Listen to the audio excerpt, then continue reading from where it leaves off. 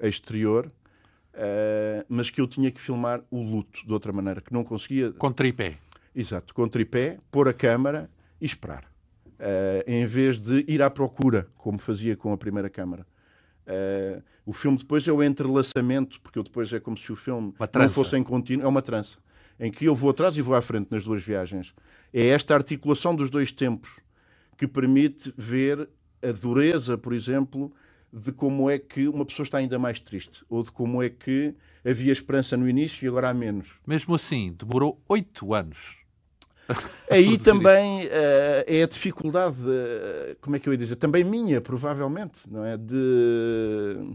Como é que fez, por exemplo, com a operação financeira? Porque um filme tem sempre um projeto, uma candidatura, um script, um storyboard. Como é que fez com este filme? O que aconteceu é que na segunda viagem há um interesse da RTP. Eu mostro o material da primeira viagem. E a RTP... Quer dizer que a primeira foi totalmente do seu bolso. Totalmente. Do bolso e da miséria, e dos pedidos, e das pessoas serem generosas. Na segunda há um interesse da RTP que uma pessoa extraordinária, que é o Joaquim Furtado, o Joaquim Vieira na altura, que diz, eu acho este projeto muito interessante.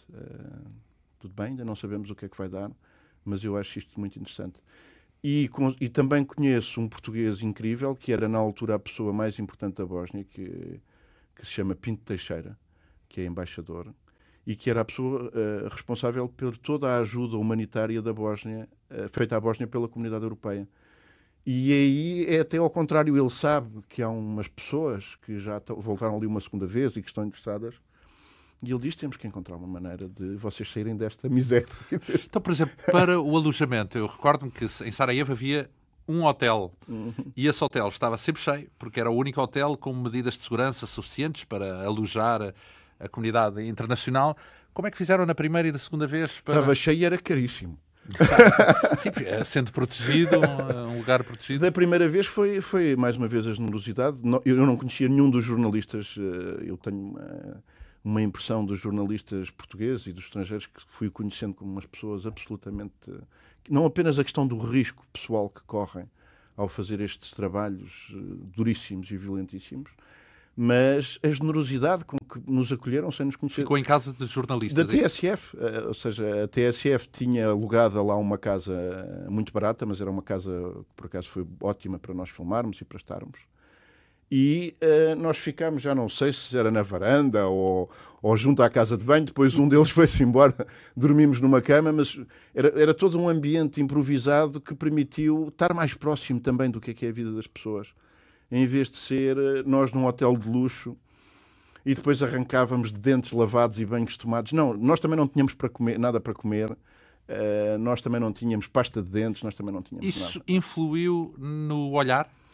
Para mim foi decisivo, que foi estar no sítio do outro. Eu lembrei-me de uma coisa quando vinha para a entrevista, que é o Ésquilo. Há uma batalha entre os gregos e os persas, e o Ésquilo faz aquilo que os americanos estão a tentar fazer, e nós também estamos, sobre o que é que se passou com o 9/11, com o 11 de setembro. E o Ésquilo faz do ponto de vista dos persas e não do ponto de vista dos gregos. Ou seja, o que eu tentei é um bocado este ponto de vista do Ésquilo, que nós temos tanta dificuldade. A gente vier a pensar o Bin Laden. O que eu tentei na Bósnia foi, não, do meu ponto de vista, eu já o conhecia, já o tinha cá em Lisboa. Foi tentar pôr-me no lugar do outro. Mesmo que isso seja uma utopia... Sem pensar nos bons e nos maus. Exato. Totalmente recusando essa ideia, porque o sofrimento é tal de um lado e do outro, que, embora eu assino de cruz sobre o Tribunal da Haia e estou sobre tudo o que foi feito, estou completamente de acordo, mas eu não sou o juiz. Eu sou uma pessoa que está ali entre pessoas. Ora, o lado prático da questão. Chegou, tinha 100 horas, foi o que disse, não é? Da segunda viagem passei a ter 100 horas e não reduziu sabia... isso numa hora e meia. Exato, 1h20. Eu não sabia que história é que ia contar, porque eu queria este arco... O arco é o arco de como é que se vive depois. Verdadeiramente o que eu encontrei depois na montagem... O grito e o luto. É que só me interessava falar de uma coisa, que é: vou dar às pessoas a possibilidade de viverem eu não sei se isto é ambicioso demais, mas era pelo menos o que eu fui descobrindo que queria fazer.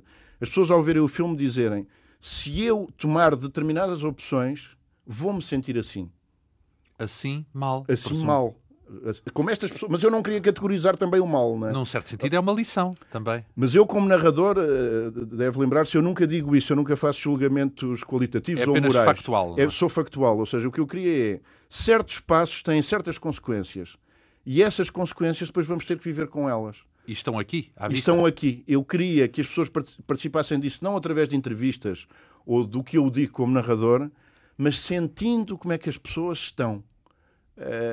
E como se o filme fosse uma espécie de bafo que fosse trazido de um sítio em que aconteceu uma coisa horrenda e nós pudéssemos sentir-nos envolvidos por esse bafo e dizer: ok, e nós? Não podia ter conseguido isso se fosse ficção? Se construísse o filme?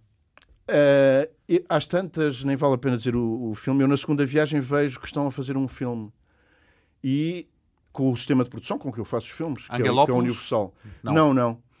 Não quero dizer, porque foi uma coisa desagradável que eu senti muito mal, que era a imposição sobre a guerra, transformar o decor a guerra num decor e o sofrimento em atores. E eu, pessoalmente, não me senti bem com isso. Ou seja, não é a crença ingênua. Por isso é que eu estou a dizer que verdadeiramente o filme é feito esteticamente na montagem, porque eu não tenho a crença de que o referente nos dá a emoção. O referente é um documento ainda não é uma obra de arte. É por isso que eu digo que o filme, de facto, é feito na montagem, onde a estruturação permite trazer uma ideia, que já é uma ideia artística, que é a ideia das consequências. Agora, é aí que se transforma num filme. E ou seja, através de menos armas, nós estávamos a falar há bocado da austeridade e de um certo ascetismo, trazer com menos armas mais potência, ou seja, com menos armas estilísticas, uma maior pujança das emoções. Foi o que eu tentei. Maior impacto até. Ora, o documentário, a experiência do documentário, qual é o balanço que faz dela? Vai voltar a fazer documentários? Nunca, acho que nunca mais vou fazer nenhum documentário. Nunca? Só então, se for coisas pessoais, eventualmente, porque... nunca presumimos que foi um traumatizante. Exato, fiquei traumatizado. Porque a limitação... Mas por causa dessas aventuras todas? Não. Por causa da limitação estilística. Ou seja, porque como estas decisões que eu tomei não foram estéticas, foi de não conseguir fazer. Não é? Eu não conseguia usar determinados dispositivos estilísticos. Porque não conseguia. Digamos não que dá trabalho. Não quero fazer porque... Dá muito mais trabalho, exatamente. Ou seja, é um inferno conseguir veicular as emoções. Quando nós, no cinema, eu faço o contrato com o ator e digo ao ator, faz isto e aquilo e o outro. Mas aí tem que lhe pagar. E pago-lhe, etc. Quanto é que custou este filme, Os Diários da Bósnia?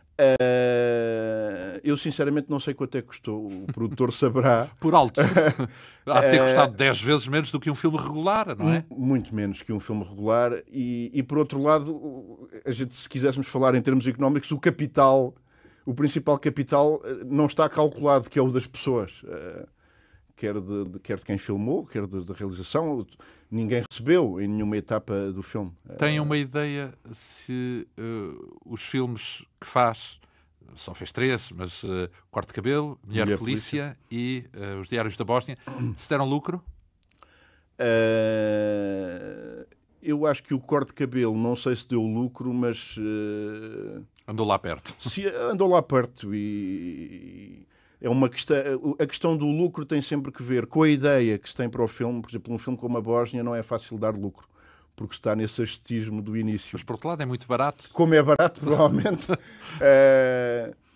Mas como os custos também não são financeiros, são emocionais, é um filme difícil de avaliar, enquanto no Corte de Cabelo é mais fácil de pensar. Sugeri-lhe que trouxesse música. E confesso-lhe que estava à espera de música, talvez da Bósnia, ou de cinema, mas trouxe suítes de Bach. Porquê? Relacionado com o filme. Relacionado com o filme. Porque é uma música que desde muito pequeno me marcou logo muito estas suítes. Por uma espécie de solidão, mas também de interioridade. Não é só uma solidão, não é só ligado à melancolia. Não sei, eu devia ter 15 anos, 14 anos a primeira vez que eu vi, e depois houve uma segunda vez que eu vi esta versão do Einar Bylsma em Madrid, nos anos 80, e foi uma espécie de revelação absoluta do que é que podia ser a arte, não apenas